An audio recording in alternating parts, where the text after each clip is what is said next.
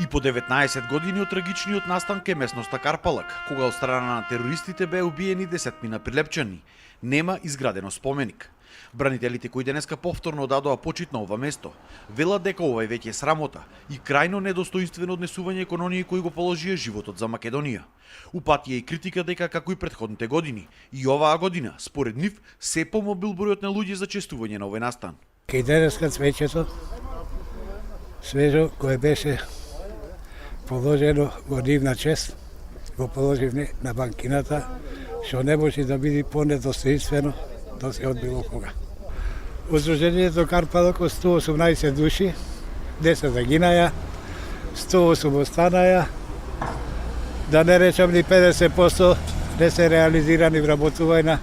Државата многу малце презервави. Некој евидентно работи да овој настан полека, ама сигурно почне да се заборава.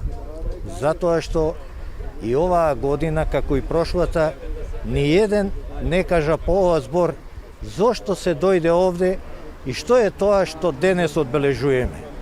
Мислам дека Министерството за одбрана ќе смогне сили да подостоинствено ова го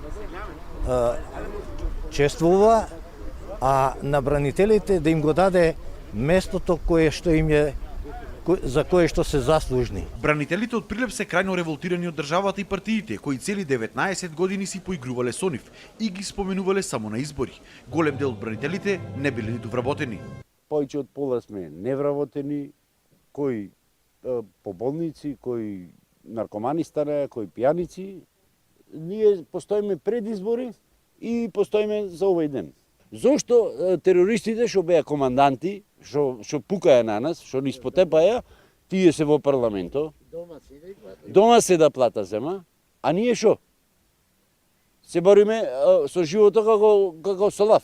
Голем број делегации, семејствата на загинатите, представници на владата и армијата, како и на политичките партии, денеска положија свежо цвеќе пред споменикот на загинатите на Карпалак во центарот на Прилеп. Поклонувајќи се пред нивната саможртва, нашата должност е и како политичари, но и како одговорни граѓани, и да направиме се, никогаш повеќе да не се повтори злото од 2001 година. Иако поминаа скоро 2 децении, досега не е обелоденета вистината за Карпалак. Зошто се случи оваа трагедија и дали некој има одговорност во целата ситуација?